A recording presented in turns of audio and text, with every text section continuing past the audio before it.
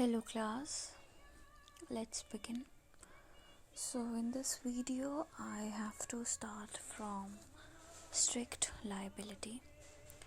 Strict liability torts do not care about intention or carelessness of defendant when defendant caused the injury. So you remember in previous videos we had done negligence, in which we saw the reasonable foresight rule, and if the person is able to reasonably foresight that what could be or who all could be affected due to his actions, so and if there is a harm, there is a duty of care, breach of that duty of care. So some careless behavior, negligence itself means some careless behavior, but in strict liability we do not take into consideration the intention or careless behavior of the person whose wrong action has caused any harm or injury to the other person. So we don't see intention or carelessness over here in strict liability. Strict means strictly its duty, its liability was to care, not taking into account the intention or carelessness of the person. The claimant does not have to establish any sort of or level of blame attributable to defendant based on intention or degree of carelessness. So any sort of claim or blame does not has to be established by the claimant, the person who had suffered the injury, on the defendant. Okay, so no claim, no blame has to be established. Strict liability is available in a very limited context. For example, defendant animals may cause an injury to claimant, or where defendant is involved in an unusually hazardous activity like blasting dynamite. So blasting dynamite, here you cannot see that what the person was careless or his intention was or not to blast the dynamite. This situation is so extreme and so harmful that intention and careless are not taken into consideration. It is an unusually hazardous activity which the person has undertaken, and so here the intention or carelessness is not taken into consideration and the person is considered to be strictly liable for the actions. Okay, so strict liability means strict बहुत ही strictly उसकी हम liability set कर देते हैं, इसीलिए ये strict word बहुत ही limited arena में होता है जहाँ पर एक अनयूजुअल हज़ार्डियस एक्टिविटी हो, like for that Bhopal gas tragedy, their people were strictly liable. The company was strictly liable because over there was a uranium, and it was not unusual, but it was a very hazardous activity and people had the responsibility. So sometimes a combinedly can be used. So strict liability के अंदर एक और चीज़ आती है जो कि है absolute liability, ये भी आएगी आगे. तो absolute liability is a concept which was developed by Indian Supreme Court.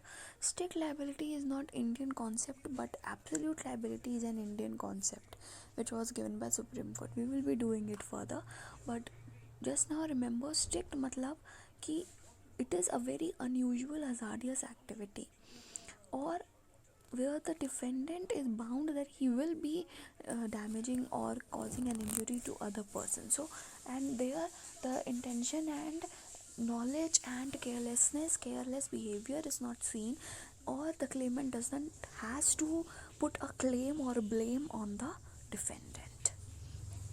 Let's elaborate. If defendant possesses an animal with a known and unusual dangerous tendency, say a dog that bites, defendant is strictly liable for harm resulting from dangerous tendency of the dog. So if an action, or if he is possessing an animal of any action, if it is bound to cause some danger or harm to the other person, then he will be strictly liable. He is possessing an animal, he has brought a lion and he is petting it. So now what will happen? Lion, it is bound that if he will not bite you or he will not cause any damage to the owner, but it may cause damage to the other person who is coming to the house. So it is an unusual dangerous thing which you had possessed. If you are petting a lion or a tiger, then that is bound to harm some or the other person. So it is a dangerous activity which you are undertaking, and because of it the other person is bound to get affected or get injury. So you will be strictly liable. A dog that bites, or a rabid dog, that can be anything, any dangerous unusual activity which you are doing, which is bound to result in some harm to the other person, so that is strictly liable. But in case of defendant possessing a bull, the harms claimant is not strictly liable, as act of bull is considered as not unusual, rather a normal dangerous tendency. So remember this term, it has to be unusually dangerous or unusually hazardous activity. So remember, the general rule with respect to ultra hazardous activity is that when defendant carries out or keeps an unusually hazardous situation or activity on his or her building, or involves in an activity that offers an inevitable danger of injury to claimant or his or her property, defendant could be responsible for damage caused even if defendant has exercised reasonable care to prevent the harm. So what it is mentioned in strict liability, if there is an unusual hazardous situation or activity which the person has undertaken in his premises, in his property, but it offers an unavoidable danger of harm to the other person or to his other person's property, then defendant will be strictly liable even if he had taken proper reasonable care. Okay, so like that Bhopal gas tragedy which happened, people have taken reasonable care. Or even if there is an oil leak, person has taken reasonable care. But due to oil leak, in see, we can suppose this is a river and there is a ship on this river, okay, and it has leaked. So these are the holes, and from here oil is splitting into the water, okay, and on the water side we have some factories burning, and all such situations were taking place in the factory, because of which it may happen that this water is getting polluted and a person by mistake splits a burning matchstick or whatsoever, that this hole gets into fire. Or even if not factories, but we have some grass, some grown grass on the riverside. So grass got friction, and due to oil split, and it got burnt. So proper care was taken that there will not be an oil spill, but then too, if it had happened, then it is strict liability, because now there will be an inevitable harm to the other person. So inevitable means one that you cannot avoid, that is bound to happen, जिसको आप avoid ना कर सके. तो अगर आपके action से कोई ना कोई ऐसा हार्म हो रहा है कि आप उसको अवॉइड नहीं कर पा रहे और वो होगा ही होगा, then you are responsible. In India, a related principle of absolute liability was introduced by Supreme Court in aftermath of two instances of gas leaks from factories injuring many. First case was the famous Bhopal gas leak disaster of 1984, where a factory of Union Carbide Corporation located in Bhopal had a major leakage of gas methyl isocyanate that killed 2,260 and injured around 6 lakh people. In second incident of 1985 in Delhi, a factory of Shriram Foods and Fertilizer Industries leaked oleum gas that killed one person, that had few others hospitalized, and created huge panic among the residents. So here you see there are two cases of gas leaks in India, and this resulted in a huge loss. So there were loss of many lives and many were injured. So the first one was Bhopal gas leak tragedy of 1984. The company was Union Carbide Corporation. Bhopal में उसकी एक unit थी, factory unit थी भोपाल में इस company की. or there was a major leakage of methyl isocyanate gas, and it had killed many people, it had injured lakhs of people, and in the future generations of those people also some mutations and some genetic mutations were seen. उस वहाँ पर लोगों जो बच्चे पैदा हो रहे थे उन वो भी ठीक पैदा नहीं हो रहे थे, नॉर्मल पैदा नहीं हो रहे थे. सो देयर वर म्यूटेशंस, उनमें भी खराबी थी, उनमें भी इंजरी थी. So this was the extent of damage that this gas leak had caused in India. Then in 1985, a year later in Delhi, there was a factory of food and fertilizer industry. There was a factory of food and fertilizer named Shri Ram Foods and Fertilizer Industries, from which oleum gas was leaked, and it had killed one person. Many were hospitalized, many were injured, and so there was a huge panic. The then Chief Justice of India, P.N. Bhagwati, famous 1987 case of MC Mehta versus Shri Ram Foods and Fertilizer Industry. So MC Mehta is a very famous environmentalist, and he had filed many cases on behalf of the society for the betterment of environment, for conservation of environment, on all such things. So MC Mehta के bundle of cases हैं related to environment, and every case of MC Mehta is by far has its own importance. So this case 1987 P.N. Bhagwati, we are view that an enterprise which is engaged in an hazardous or inherently dangerous industry which poses a potential threat to health and safety of persons working there and residing in surrounding areas owes an absolute and non-deligible duty to community to ensure that no harm results to anyone on account of hazardous or inherently dangerous activity in which it is engaged, must be conducted with highest standards of safety, and if any harm is done on account of such activity, enterprise must be absolutely liable to compensate for such harm, and it should be no answer to enterprise to say that it had taken all reasonable care and that harm occurred without any negligence on its part. So Supreme Court under Chief Justice of India P.N. Bhagwati developed the rule of absolute liability, and P.N. Bhagwati said that according to the view of the court, an industry or a factory which is undertaking a very unusual or inherently dangerous hazardous activity which may be causing injury to thousands or lakhs of people, the ones living in the surroundings, the one living or the one working there, the one residing there will be harm to all such people. Thousands, lakhs of numbers of people will be injured because of it.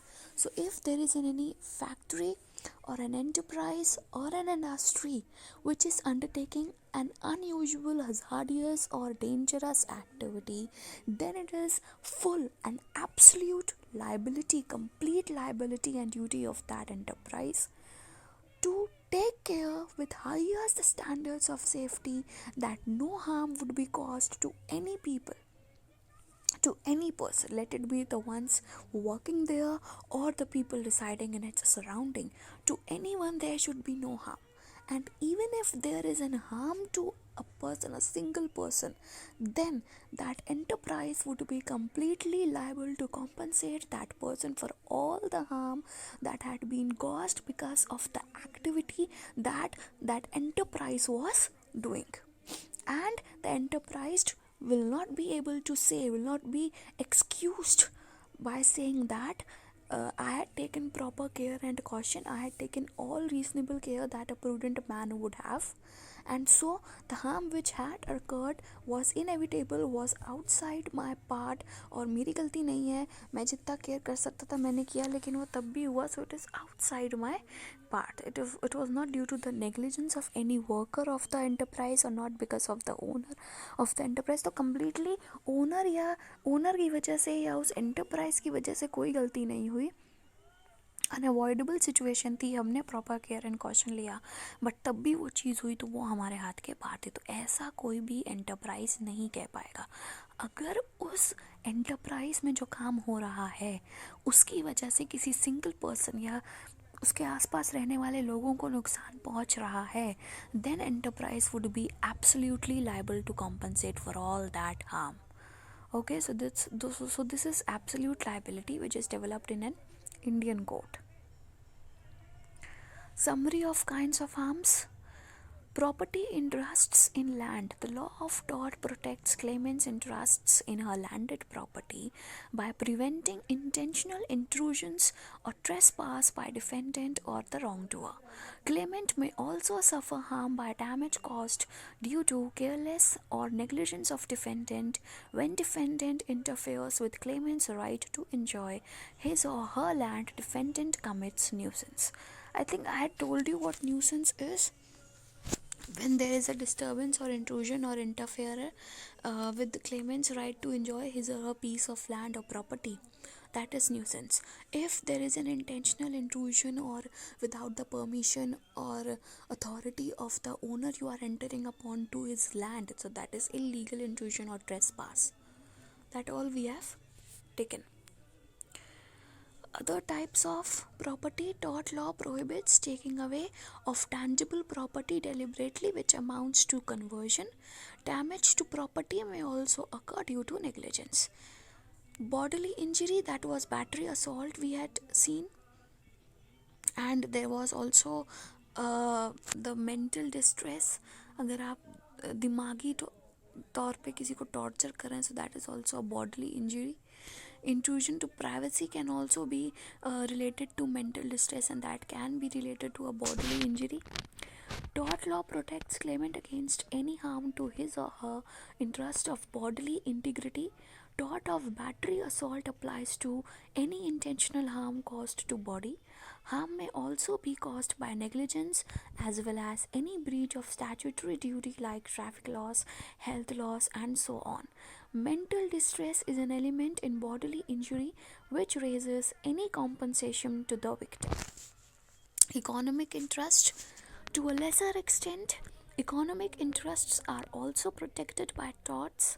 Injury caused by both intentional as well as negligence can cause economic harm to the claimant, and then the claimant can obviously demand for the compensation. Then purpose of tort law. Deterrence. To set a deterrence means एक example set करना कि आज के बाद से अगर ऐसा कुछ टॉट हुआ तो हम ये पनिशमेंट देंगे, ताकि आगे फ्यूचर में अगर हम कोई स्ट्रिक्ट डेटरेंट सेट करें तो फ्यूचर में और लोग उस काम को नहीं करेंगे, उससे डर जाएंगे और वो उस काम को नहीं करेंगे. Tort law ensures that defendant compensates the victim. Compensation होता है because tort is a civil wrong, तो इसमें compensation होता है and the amount of money. अगर criminal law होता तो punishment होती. ठीक है.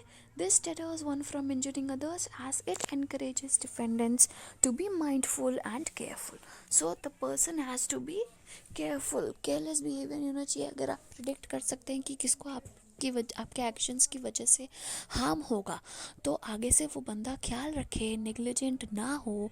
इस बात को टॉर्ट लॉ इनकरेज करता है, क्योंकि कॉम्पनसेशन है तो लोग ज़्यादा जल्दी पैसा ऐसे ही देना नहीं पसंद करेंगे. तो एक सर्टेन अमाउंट की फ़ाइन या कॉम्पनसेशन सेट करके डेटरेंट्स क्रिएट किया जाता है, ताकि आगे जाकर लोग इसी एक्शन को दोबारा ना दोहराएं. वो डरेंगे कि हमें इतना अमाउंट एज अ कॉम्पनसेशन देना पड़ेगा, और वो ह्यूज अमाउंट भी हो सकता है. जैसे वी हैड सीन की फोर्सिबल सेल होती है, राइट. अगर कोई आर्टिकल आपने जला दिया तो उस आर्टिकल की एक्चुअल प्राइस क्या थी मार्केट में, उतना आपको देना पड़ेगा. So it is forcible sale. We had seen this. So that is a deterrence, a huge amount of compensation, not huge but considerable amount of compensation to be taken. That also encourages and sets a deterrence for the other people. Fair and just response. Tort law ensures that victim is compensated by defendant to satisfy demands of justice. Defendants are made liable for their wrongful act. Tort law can be used as a tool to spread laws to a wider community. Since it is a societal, see, every wrong which is committed is not only against a single person but also against the society.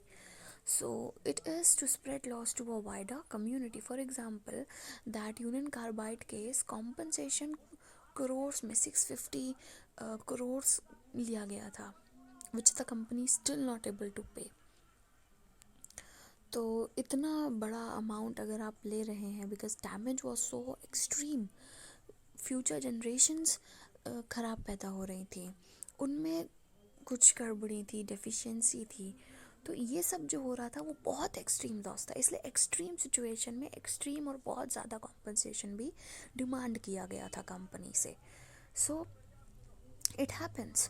So to pay compensation to recover the loss which was incurred by the claimant, तो ये सब जो compensation आया वो obviously government को जाएगा, but it will be also for the welfare of the whole community which was affected. Where manufacturer of a product has to pay compensation, manufacturer may recover the cost by transferring this to consumers by increasing the price of product. तो अगर किसी product की वजह से उसको या कुछ भी उसने गलत किया तो उसको कुछ कॉम्पनसेशन देना है, से 100,000 का उसको कॉम्पनसेशन देना है एक कंपनी ए को, because of its wrong that it has committed to a person. So now to ये 100,000 पे तो कर देगा, लेकिन इतना लाएगा कहाँ से?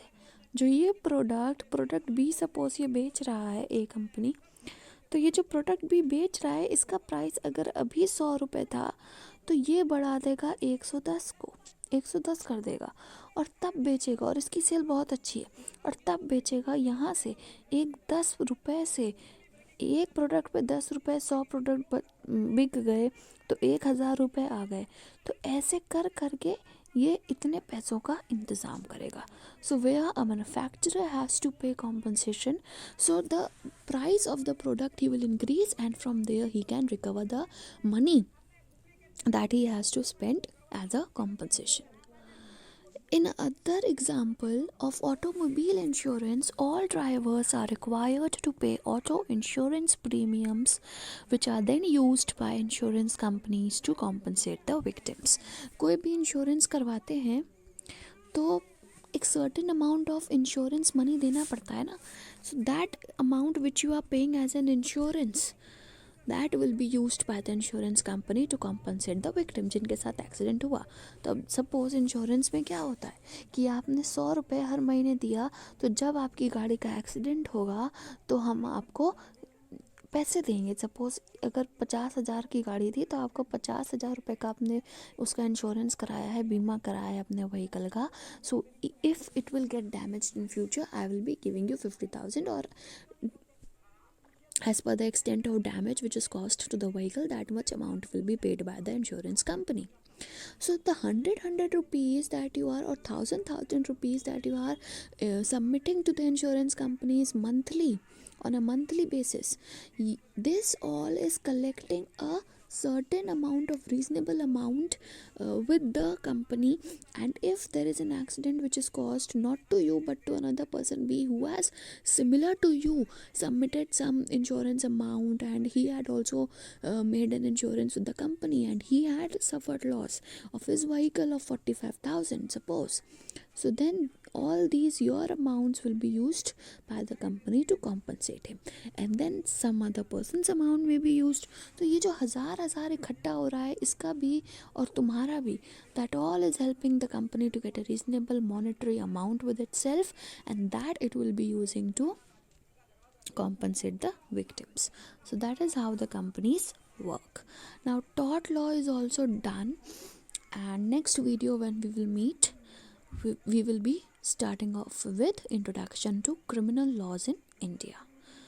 Okay, so right now tort